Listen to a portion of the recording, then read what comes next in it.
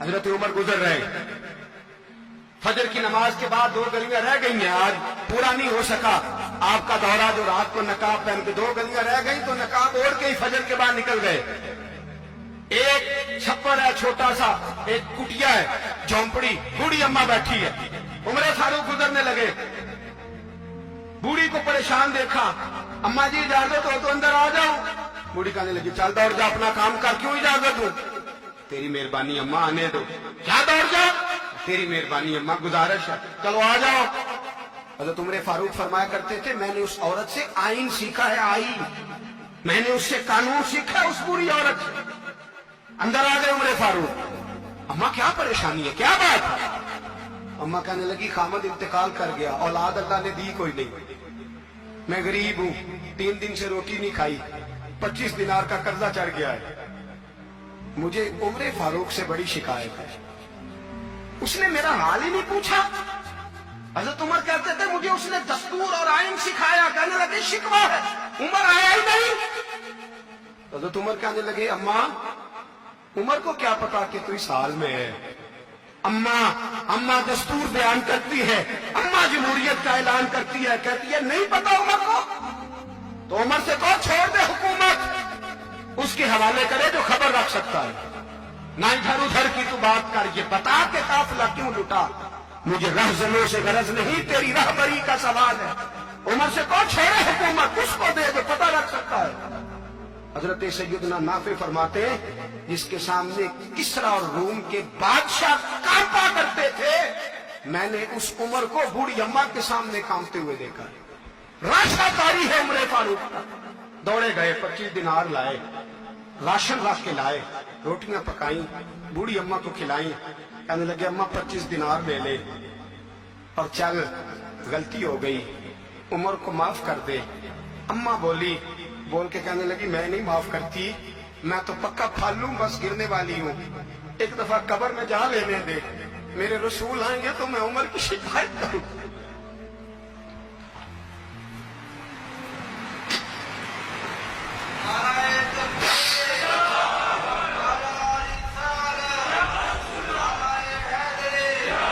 فرمایا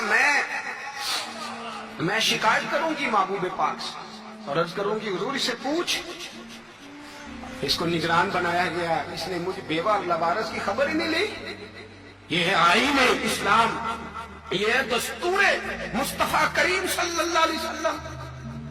یہاں کتنے غریب بھوکے سوتے ہیں، کتنوں کے بچے روز اغوا ہوتے ہیں، کتنی مصیبتیں، گورنمنٹ کہتی ہے کچھ بھی نہیں کچھ بھی نہیں کچھ بھی نہیں، افواہ ہے، افواہ ہے تو اس کا علاج کیوں نہیں ہوتا؟ آپ میدان میں سرے عام آ کے اس کا اعلان کیوں نہیں کرتے؟ جاگیے اور سنیے میری بات۔ حضرت سیدنا فاروق اعظم نے 25 دینار دیے، پھر اس اماں کو کھانا دیا، کوئی برادری نہیں اس اماں کی، کوئی ووٹ بینک نہیں، کوئی یہ اماں کسی بڑی برادری کی نہیں جس کا 2 لاکھ ووٹ ہو۔ امیر المومنین ہو کے عمر فاروق اماں کے قدموں میں بیٹھ گئے، کہنے لگے اماں عمر کمزور ہے، حضور کا سامنا نہیں کر سکتا، تیری مہربانی نبی پاک کے سامنے شکایت نہ کرتا۔ اماں کہنے لگی چل میں تیری خاطر معاف کر دیتی، جا تو مجھے کسی اچھی ماں کا بیٹا لگتا ہے، جا تیری خاطر۔ کہنے لگے چل پھر مجھے لکھ کے دے، کہنے لگی میں تو ان پڑھ ہوں، تو لکھ دے میں دستخط کر دے۔ حضرت عمر نے لکھا، ایک بوڑھی اماں کو شکایت تھی خطاب کے بیٹے عمر سے، اور پھر وہ معاف ہو گئی۔ اماں کہتی ہے میں نے اللہ کی رضا کے لیے معاف، یہ دستخط کر دو۔ اماں کے آگے کیا تو حضرت علی آ گئے، حضرت عبداللہ ابن مسعود آ گئے، کہنے لگے عمر یہاں پھر رہے ہو، میں سارے مدینے میں ڈھونڈ رہا تھا۔ اماں اٹھ کے کھڑی ہو گئی، آئے میں مر گئی، یہ عمر تھا، یہ میں نے کیا کیا؟ حضرت عمر کہنے لگے اماں نہ، اپنے وعدے پہ قائم رہ، تو نے جو کہا تھا اس پہ قائم رہ، ہمیں تو بتایا گیا تھا یہ والا نظام پاکستان میں آئے گا، یہ کہا تھا قائد اعظم نے، یہ رنگ ملے گا تمہیں۔ کہا ماں تو وعدے پہ قائم ہے، لکھ کے دے۔ لکھا، اماں نے سائن کیے، پھر حضرت علی سے کہنے لگے بطور گواہ آپ بھی سائن کر دو، پھر عبداللہ ابن مسعود سے کہنے لگے آپ بھی سائن کر دو۔ سائن ہو گئے تو جناب عمر نے رکا لپیٹا، حضرت علی کو کہنے لگے علی تو میرا دوست ہے، میری صبحوں اور شاموں سے واقف ہے، علی تو میرا رازدار ہے یار، यकीन है कि मैं तुझसे पहले मर जाऊंगा, जब उम्र का इंतकाल हो जाए तो ये रुक्का मेरे कफन में रख देना, ये रखना मेरे कफन में। अली कहने लगे फिर क्या होगा?